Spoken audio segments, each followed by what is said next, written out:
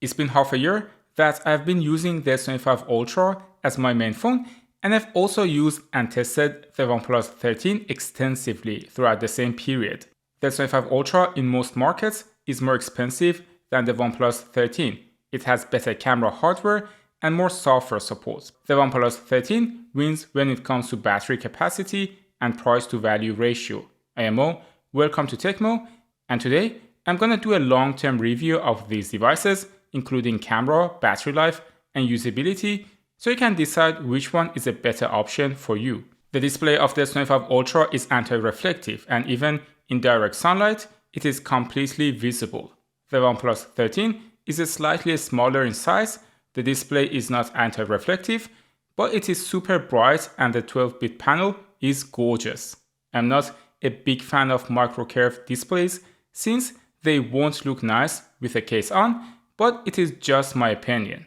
On the bright side, the OnePlus 13 comes with a screen protector and case in the box, but for the S25 Ultra, you have to get your own. If you wanna keep the anti-reflective properties of the phone, you should get the official screen protector from Samsung. But they have a very low lifespan, especially with the S Pen, and I've already changed it twice and it looks like this. The OnePlus 13 has a big camera bump on the back, similar to a lot of Chinese phones, and the camera bump is housing 3 cameras. The S25 Ultra is more nicely arranged in my opinion and has 4 cameras on the back. The main lens on the S25 Ultra is slightly larger than the OnePlus 13. In theory, it means you should get better bokeh and low light optical quality on the S25 Ultra, but I would argue it is barely noticeable. What is very noticeable is the color science, where the OnePlus has Hasselblad color science, which has a bit of an orange tone and warmer colors. It is not necessarily something negative, but you should note that the pictures are not going to turn out like the Galaxy and iPhone with more real and muted tones.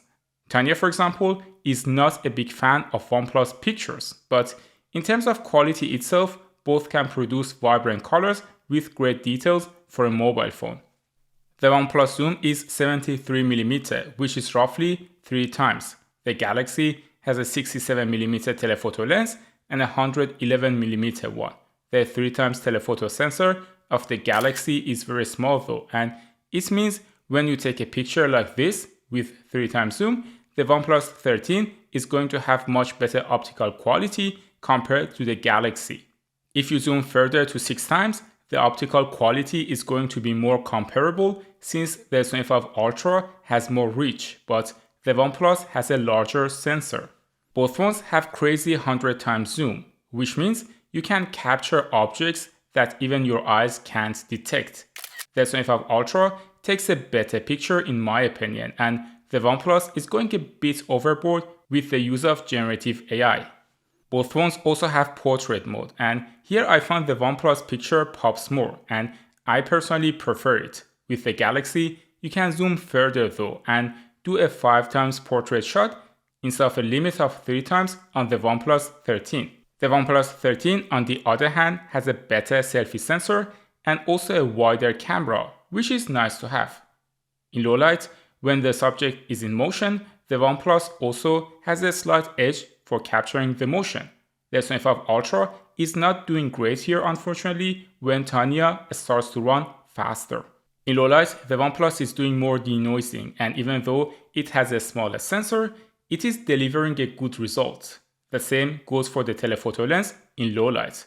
The ISO is 3200 here with a shutter speed of 1/15 of a second, and somehow the OnePlus with the use of AI manages to capture a smooth picture. For the ultrawide lens, especially when there is a human subject, I do prefer the S25 Ultra though, since the OnePlus 13 does distort the subject a little bit. They also both have macro mode, and you can get close to the subject to take a picture. For video, I do prefer the S25 Ultra both in terms of capacities and also consistency of the footage.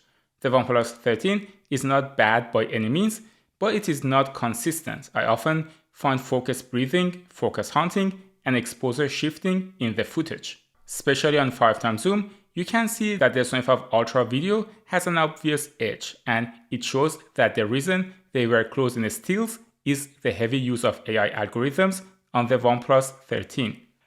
Overall, in the camera department, I would pick the S25 Ultra because of its consistency, but the OnePlus is not far behind, and in some situations like 3x zoom, it is much better than the Samsung Galaxy S25 Ultra.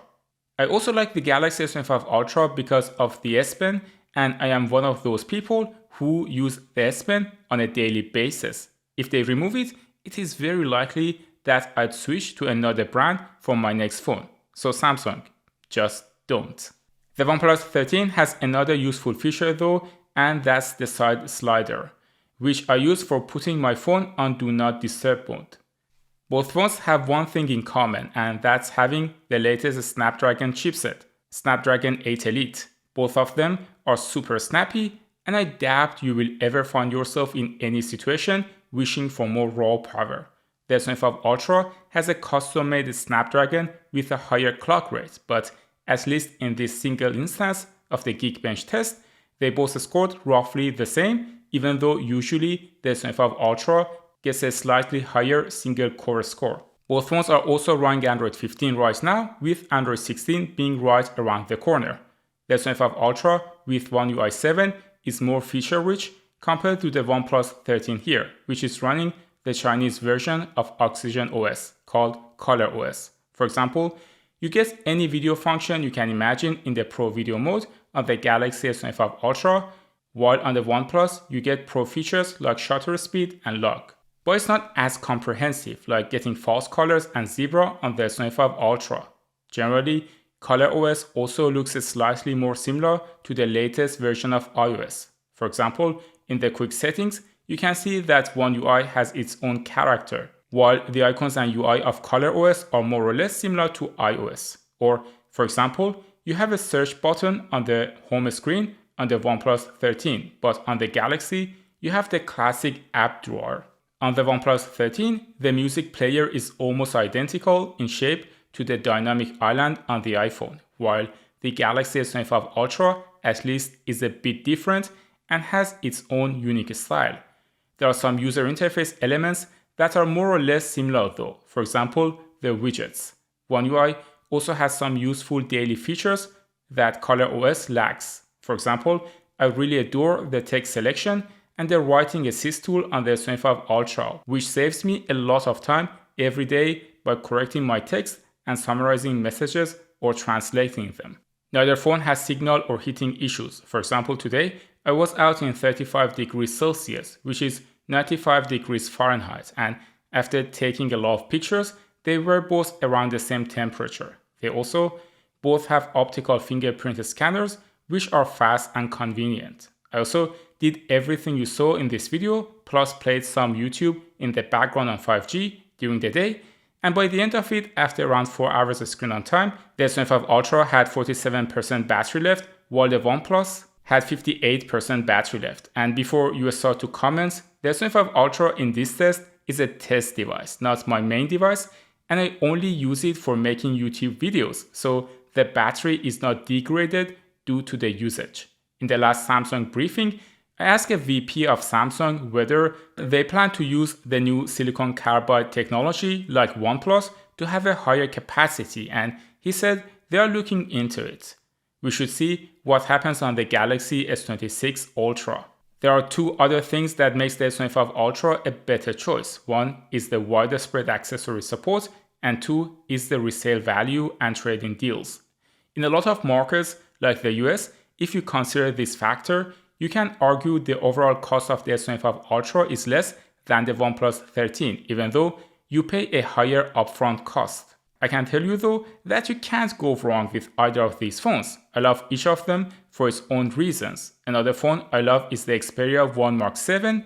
If you want to watch the comparison of the S25 Ultra versus Xperia 1 Mark 7, you can watch this video next. Thanks for tuning into Tecmo, and I will see you in the next one.